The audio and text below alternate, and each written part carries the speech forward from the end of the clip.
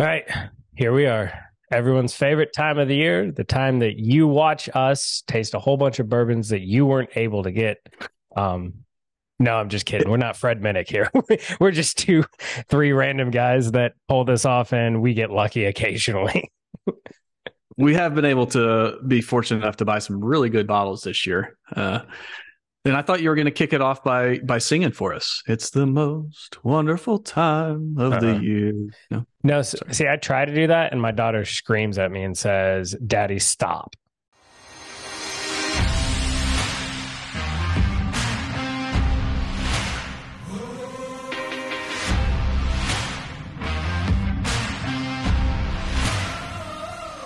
This year, I entered 8 bourbons in that I thought were amazing, and Chuck entered 8 bourbons in that were amazing. And then we ranked them and blinded them and everything like that. Chuck did Excel wizardry magic stuff and out popped the numbers. So, what we decided to do, to be absolutely fair, because on any given day, your palate does change, we've got our 4 finalists, and we are going to blind and rank these off tonight, and then we will somehow reveal that to you. So, haven't quite figured out the format. We'll figure that out along the way. So who knows? I'll be cutting some of this stuff TJ out. will do some video editing wizardry. Can't Yep. sing, but he can cut some video. Yep. Hit buttons, make things look good. So to us right now, these are still blind. So these are just numbered samples. We obviously know what each of us submitted, but we do not know what's in the 4 glasses that are in front of us. Yep. So, which we'll probably, well, we could talk as we do this and say our tasting notes. We could say what it was we entered this year. That would be a good one. Yeah, for sure. So do you have these just so we're in the same order? 4, 5, 7, and your number 3? I do now. Okay. So We 4, are 5, good. 7, 3. That way, at least if we have tasting notes, we're talking Yep. about the same thing. Sounds good. Yeah, so I'll kick off the submission. Okay. So I have my 8 sitting behind me. And I should say that TJ and I put in some work before we even got down to the 8. Yeah. So we were doing several blinds to determine which of the hundreds of bottles that we purchased this year were worthy of going in the finals. So this is the result of very painstaking work. Yeah. I wouldn't recommend it for the faint of heart. Well, so yeah, the faint of liver. On average, we buy 50 to 100 bottles a year, we'll say. So Fred Minnick just did his, which of course he did a live stream and he tasted 100 samples there. But he said he got sent 8,000 samples this year and he took his 100 from that. I'm like, I just think like doing 15 to 30 is insane. I can't imagine going from there. I mean, the thing is that gives you the granularity of 50 to 100, but there's a lot of bourbons that you and we avoid simply because we know they're not going to be the best, right? So, yeah. And to be fair, we've been upfront about this all the time. We're not going to put George T. Stagg in here because that's incredibly unfair if small fraction of people are going to get it. We are definitely going to put some things in here that are a little bit harder to get, but everything in here I feel like is fairly obtainable. So yeah, it was certainly, it's not like we have super great connections. right. So it's certainly obtainable in that sense that it may not be available today anymore because we know how limited releases are or single barrels, but at one time we reasonably could have gotten them. All right, so on this first one, I get like dirt, oak, and moss.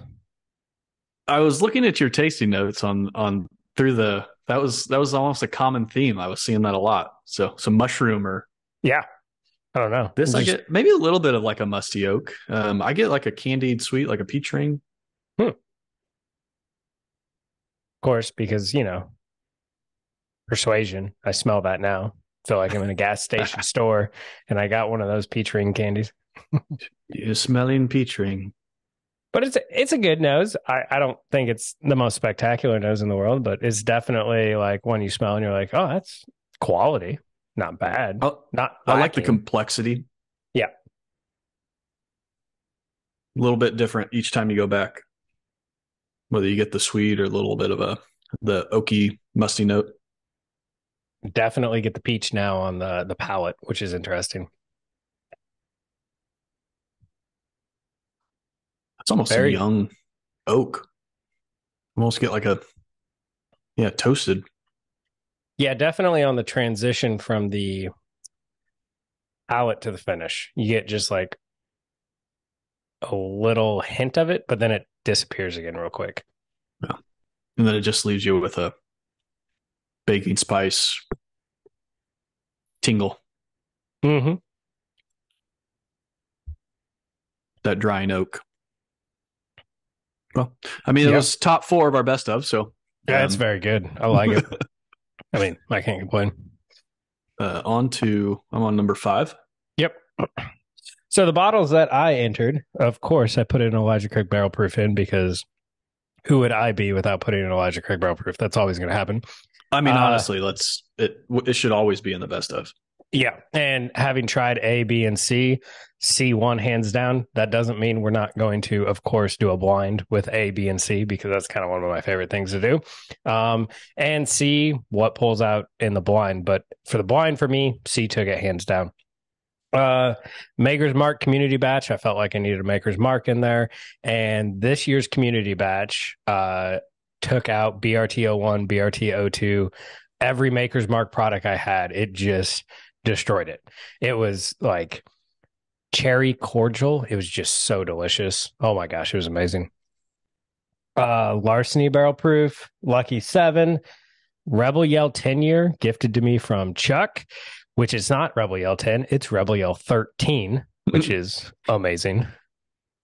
My black horse or dark horse was Bardstown Bourbon Company Fusion Batch 8, which is absolutely amazing. Knob Creek 18. And then the one I did on a whim that I probably shouldn't have done, but I did anyway, was the Barrel and Box subscription Bookers. Even though, again, Fred just did his best of, batch 3 was like the sixth best bourbon out of everything. And I was just like, dang it. I should have put batch 3 in. Oh, well. I didn't get the chance to taste all of them side by side, of course. So I only had you can see it sitting over my corner. I got 3 and 4. Haven't even opened 4 actually. But number Oh, 3, I was quite delighted. So 4 has got to be the most dangerous Bookers I've ever seen in my life. It's 120 proof. It drinks about 100 proof, and it is baked caramel apple pie with all the baking spices, everything like that. It's just like you're just going to sit there and drink it, and it's going to be gone. All right, so 2 on the nose. a little lighter on the nose, honestly. Yep. Little citrus. There's a little oak back there, and even a little leather. Definitely a little bit of a young leather, new leather rather. Yeah, maybe a bit of tobacco with that orange. Yeah, honestly, I like the notes that are coming out. Just wish it was just a bit more robust. Yeah, yeah. Ooh, That nose and everything else do not match up. Holy cow. so that's very toasty. And when I say toasty, like that's toasted American oak Yeah. Well, and as soon as you take a sip, it is just like maple syrup. It is that sweet on your tongue. It's crazy. with the citrus. I guess maybe the common link between the nose and the palate. Mm-hmm. Yeah, it goes from like a oak tobacco orange to a maple syrup IHOP orange, and then it transfers back into some toasted oak notes. So it's Yeah, been drizzled on a marshmallow over a campfire. yeah. With some, I mean, those toasted oak notes to me often manifest themselves as some nutmeg. Mm-hmm. Ooh, and that finish, that's lasting. Yeah. Mm. This is why I could never be a professional taster. And I know people are like, oh, I want to be a professional taster, coolest thing ever.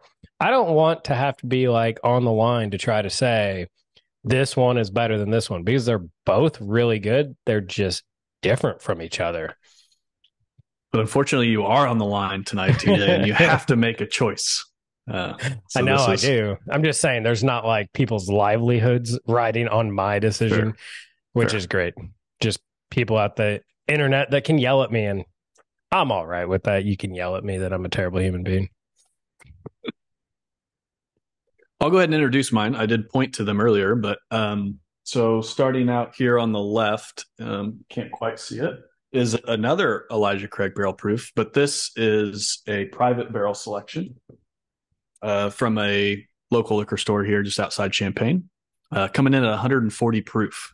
So 9 years, so maybe a little bit Hazmat. younger, but 140 proof. So thought that was deserving. A Hirsch 6 year. These have been 6 year barrel strength. So this one comes in pretty high proof also, 127.9. These have been highly sought after by purple top lovers because supposedly it's the same juice. I don't know. But it's got a unique palate. So I thought that one was worth putting in.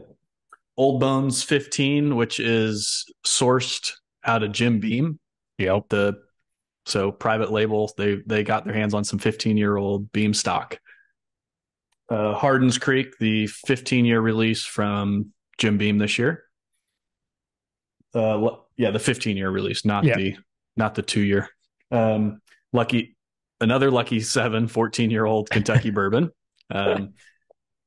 Calumet 16. So that one was a bit of a surprise for me. I had been purchased both the Calumet 14 and the 15 and never had them in my best of lineup. But the 16 to me was a hitter. Like to me, that was, if you like Buffalo Trace juice and you're chasing all that stuff, stop. Yep. Just go buy some Calumet 16 and be done. Yeah. And it's been all over the shelf in the Louisville area. Like if you really wanted one, you could go get it tomorrow. Yeah. I was at the store today. You could have picked up, there's at least 5 or 6 bottles sitting there. Mm-hmm. Yep. In that $150 price range. So not like your daily drinker, but right. When you're paying secondary prices for those Buffalo Trace products, to me, just stop that and just buy Calumet 16. Yeah. Of course, barrel has to have a submission. This year it was a simple one. Batch 33 was the winner. Yep. One of my favorites on the shelf for sure. And then maybe another surprise, because I haven't had a Four Roses barrel strength in my best of lineup, was a Four Roses OBSF recipe from Benny's, a store in Bloomington. Kind of just walked in on a whim, sitting on the shelf, and that's one you always buy it if you see it on the shelf. So I did. Came home, opened it up, and I was like, "This is special." So that's the beauty of a single barrel. I've had one of these recipes before. Actually, I have another one sitting up there on the shelf, and it didn't. It was good, but it wasn't to this level for me. So this one was unique. So we'll see where it falls as well. So yeah, and just so all you guys out there know, we entered these without telling each other what we're entering. And having tasted through all yours, I had no idea that you had an Elijah Craig in there or that you had a Four Roses. I was just, okay. Yeah, and I couldn't remember what you had submitted either. I mean, generally you're pretty good for a Booker's. I thought I picked up a Maker's in there, so that makes sense. I'll see if I actually got it right. Sometimes we don't get them right, but yeah, that's the fun part about doing them blind, right? So again, I mean, in our initial rankings, this one right here, 7C, meaning it's from Chuck, of course, which, by the way, for those of you out there keeping tally, 3 of the final 4 are Chuck's and 1 is mine. I'm just happy I got 1 in, so thank you. But 7 was, without a doubt, the winner, and just smelling it again, oh my, you smell it and you just know it's special. It is old, it is tobacco, it is leather. It's everything you want from a special bourbon. And yeah, it's just amazing. So it's kind of interesting. I looked because I'm a data guy, so I have the spreadsheets from last year when we did this. And what's great about our process is we take each bourbon and we taste it by itself. And so you get to spend 20 minutes, 30 minutes with just that bourbon. So you're, Yep. sometimes in a blind, like what we're doing right now, the influence of the other bourbons can, influence your palate, can affect that. So when the way we do these ratings is you're really getting to spend time with just that bourbon. So I feel pretty good about our ratings. This is the highest averaged rating across nose, palate, and finish of any bourbon that we've rated in the last 2 years. And I believe it. Yeah, just The you I'll can say, you can pick up age. Like if I were to describe the nose in one word, it's age. yeah. The only place I've ever smelled this before is when we've drank Stag. Like Mm, that's the only thing that comes close to this. that's just rich oak, leather. Mm-hmm. I could see if you were looking for something lighter, sweeter, more fruity. This ain't it. Yeah, this is the one that when you first get into bourbon, you're like, oh, I want to try that. And you try it and you hate it. But then when you've been into bourbon for a long time and you've grown up, uh, this is what you're looking for. I almost get maybe the only, and it's actually an interesting note, but I get some licorice, black licorice or anise at the back Mm-hmm. end of the palate. That's pretty clear to me, which I'm not a huge fan of that flavor, especially like black licorice candies. Ed, tip my hat to you because I know you like those black licorice candies. Um, but this is well balanced. It's not overpowering. So to me, it's a nice little find in there. It's a nice little nugget. Yeah. I also get some like cherries and chocolate, and then I get a little bit of peanut shells. Um, There's a bit and of then a it, nuttiness there. yeah, and then it ends with just spice after spice after spice, and then the spices go away, and it just stays in your jawline with that viscous oil and just tingles. Like, I mean, everything on here is good, but nothing comes close. I like the cherry and the chocolate reference, but it's a dark chocolate. Oh yeah. This is a high cocoa. Mm-hmm. And that's what to me is other than the tingling, certainly it kind of coats the mouth well. Um, it leaves me with some cocoa. Yeah. Oh yeah. Wow. I mean, we're playing for second, third, and fourth. We're not playing for first, is all I got to say. I'm afraid you're right. Yeah. Anyway, well, on that, let's go to the number four here. Ooh, four, Ooh. four's my, four's my jam. It, like, Yep. it's the one that comes closest to number three on the nose, but it Oh, just doesn't quite get there. I mean, that to me is a bit more of a classic, sweeter bourbon nose, though. Oh, yeah. That's that sweet oak. Um, Oh, I agree Sweet with oak with the caramel and the cherry. Like that's right. If we were going for which of these is the most traditional, which of these is bourbon, I say this one's going to win. But we're going for which one of these is special, and it ain't special. I think this one leaves you a little bit lacking on the palate. So I love the nose. The nose is Mm-hmm. just really aged, well aged bourbon with all those flavors that you want. The classics, right? The Yep. caramel, the oak, the vanilla, like that. It's got it. And then the palate, it still has all of those, but it's the mouthfeel just is a little less creamy than the previous one. Well, it's a little watery. Like if it was Yeah. more viscous, Yeah. I'd say this is like if this was viscous, it goes with the third one, 7C. And Yeah. it's a heck of a head to head. But because it's lighter, delicate on the palate, and that's just our choice, is we prefer the viscous, more mapley syrup, like hug your tongue bourbon. It just doesn't do it as well. But that aside, it is really dang good. So are we willing to at least agree 7 takes it? Like it's not even close. I have to say seven's the best. Like this is, and that was true to the ratings as well. It was the clear. These others were much Mhm. closer in Yeah. average rating between the two of us. This was the clear winner. So I think we stick with what we originally had. I don't see any reason to change that. It's kind of like instant. This is like instant replay that we're doing here, Right. and the call in the field was that this was number one, and I see no reason to change it. Nope. I think I got to push forward my number five as number two.